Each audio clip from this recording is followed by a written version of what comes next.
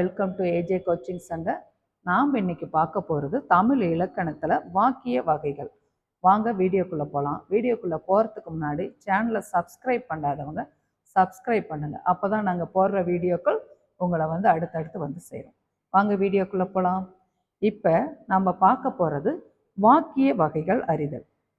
வாக்கிய வகை அறிதல் அப்படின்னா என்ன அப்படின்னு பார்த்தீங்கன்னா, சொற்கள் தொடர்ந்து நின்று பொருள் தருவது சொற்றொடர் அப்படிங்கிறோம், அல்லது அதை வாக்கியம் அப்படின்னு சொல்றோம். வாக்கியம்னா நமக்கு நல்லா புரியும், வார்த்தைகள். இப்ப கருத்து வகையில் வாக்கியங்கள் 4 வகைப்படும். அதை நம்ம இப்ப பார்க்க போறோம். செய்தி வாக்கியம், கட்டளை வாக்கியம், வினா வாக்கியம், உணர்ச்சி வாக்கியம்.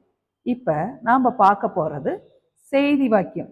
ஒரு செய்தி அப்படின்னா என்ன அப்படின்னு பார்த்தீங்கன்னா, நம்ம செய்தித்தாளில் செய்திகள் கேட்குறோம். அதை நமக்கு புரியும் வரையில சொல்றது தான், ஒரு செய்தியை தெளிவாக சொல்றது தான் செய்தி வாக்கியம் அப்படின்னு சொல்கிறோம்.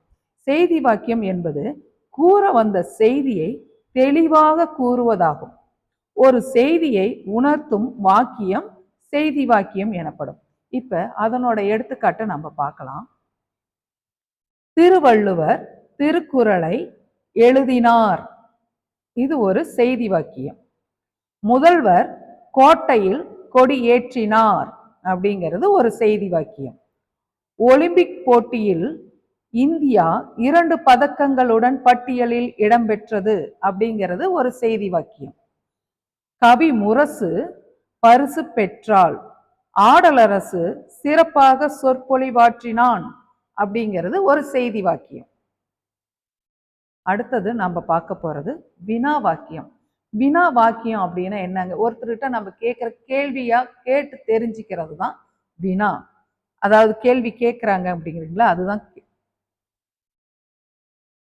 இப்ப வினா வாக்கியம் அப்படின்னா ஒரு சொற்றொடர் வினா பொருளை உணர்த்துகின்ற வகையில் அமைவது வினா வாக்கியம் எனப்படும். இந்த வினா வாக்கியம் என்பது ஒருவரிடம் ஒன்றை வினவுவதாக அமைவதாகும். நாம் ஒருத்தர்கிட்ட கேட்பதாக அமைவது வினா வாக்கியம் அப்படின்னு சொல்றோம். அந்த வினா வாக்கியத்துக்கோட எடுத்துக்காட்டு நம்ம பார்க்கலாங்களா? திருக்குறளை எழுதியவர் யார்? இது ஒரு வினா வாக்கியம். மகனின் கடமை என்ன அப்படிங்கிறது ஒரு வினா வாக்கியம்.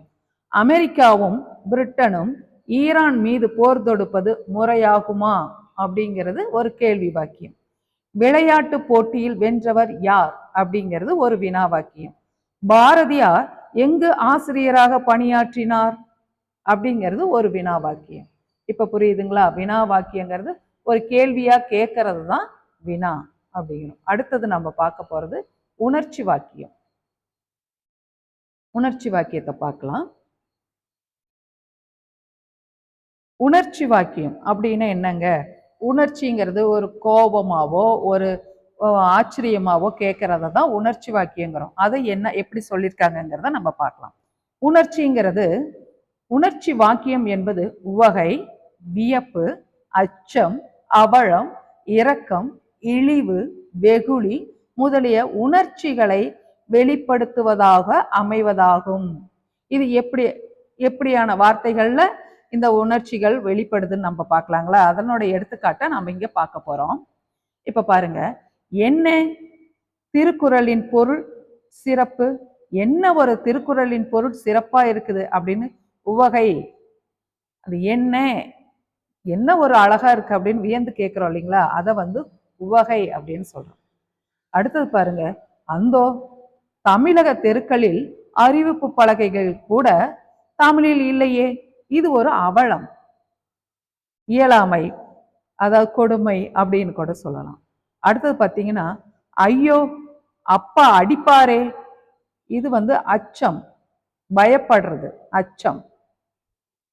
அடுத்தது பார்த்தீங்கன்னா, என்ன தமிழின் இனிமை, என்ன ஒரு தமிழின் இனிமை அப்படின்னு கேட்கறது உவகை. ஆஹா தமிழர் அனைவரும் கல்வி அறிவு பெற்றனரே, இது ஒரு வியப்பு. குற்றால அருவியின் அழகுதான் என்ன, இது ஒரு உணர்ச்சி, ஒரு வியப்பு தான். ஐயோ இளவழகரின் மறைவு ஈடு செய்ய இயலுமோ? ஐயோ, ஐயகோ, இளவழகனாரின் மறைவு ஈடு செய்ய இயலுமோ அப்படிங்கிறது ஒரு ஆச்சரியம்தான். அடுத்தது பார்த்தீங்கன்னா அமைப்பு வகை வாக்கியங்கள். இந்த அமைப்பு வகை வாக்கியங்கள்ல வாக்கியங்களின் அமைப்பு 3 வகையாக பிரிக்கலாம். அவை என்னன்னு பார்த்தீங்கன்னா தனி வாக்கியம், தொடர் வாக்கியம், கலவை வாக்கியம். இந்த வாக்கிய வகையில் கொஷின்ல பார்த்தீங்கன்னா டிஎன்பிசி டிஆர்பியில் 2 மார்க்குக்கு உண்டான கேள்விகளை இதில் கேட்டுறாங்க. அதனால தெளிவாக பாருங்க. இப்ப பாருங்க, தனி வாக்கியம் அப்படின்னா ஓர் எழுவாய் பல எழுவாய்களோ, ஓர் எழுவாயோ அல்லது பல எழுவாய்களோ பெற்று ஒரு பயனிலையை கொண்டு முடிவதாகும். எழுவாய்கள் எத்தனை வேணாலும் வரலாம், ஆனா பயனிலை ஒன்று மட்டும் வரும் அப்படின்னு சொல்றதுதான் தனி வாக்கியம் அப்படிங்கிறாங்க. இதனோட எடுத்துக்காட்டு பார்த்தீங்கன்னா பாரி வந்தான், இது ஒரு எழுவாய் ஒரு பயனிலையோட முடிஞ்சிருக்கு. அடுத்தது பாருங்க, பாரியும் கபிலனும் வந்தனர், இதுல 2 எழுவாய்கள் ஒரு பயனிலை, வந்தனர் முடிஞ்சது. இப்ப பாண்டியர் தமிழை வளர்த்தனர், இதுல ஒரு எழுவாய் தமிழை வளர்த்தனங்கிறது ஒரு பயனிலை. இப்ப பாரதியும் பாரதிதாசனும் தமிழை வளர்த்தன, 2 எழுவாய்களும் பயனிலையும் ஒரு பயனிலையும் வந்திருக்கு. இதுதான் ஓர் எழுவாய், பல எழுவாய்கள் கூட வரலாம், ஓர் எழுவாயோ அல்லது பல எழுவாய்களோ பெற்று ஒரே ஒரு பயனிலையை கொண்டு முடிவது தனி வாக்கியம் அப்படின்னு சொல்றோம். அடுத்தது பாருங்க, தொடர் வாக்கியம் பார்க்க போறோம். ஒன்றுக்கு மேற்பட்ட பயனிலைகளை பெற்று வரும் வாக்கியமாகும். தொடர் வாக்கியம் அப்படின்னீங்கன்னா ஒன்றுக்கு மேற்பட்ட பயனிலைகளை பெற்று வரும் வாக்கியம். ஒரு எழுவாய் பல பயனிலைகளை கொண்டு முடியும், ஒரு எழுவாய் பல வினை எச்சங்களை கொண்டு முடியும்.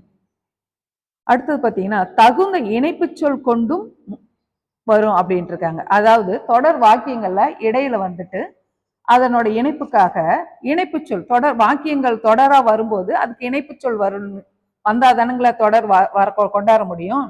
அதனால தகுந்த இணைப்பு சொற்களும் கொண்டு வந்திருக்காங்க. இதனோட எடுத்துக்காட்டை நம்ம இப்ப பார்க்க போறோம்.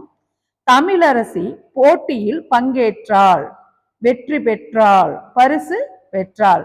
இங்க பாருங்க, ஒரு எழுவாய் பல பயனிலைகள், போட்டியில் பங்கேற்றாள், வெற்றி பெற்றாள், பரிசு பெற்றாள். அடுத்தது பாருங்க, நான் கடைக்கு போவேன், பழங்களை வாங்குவேன், இதுலயும் ஒரு எழுவாய் பல பயனிலைகளை கொண்டிருக்குது.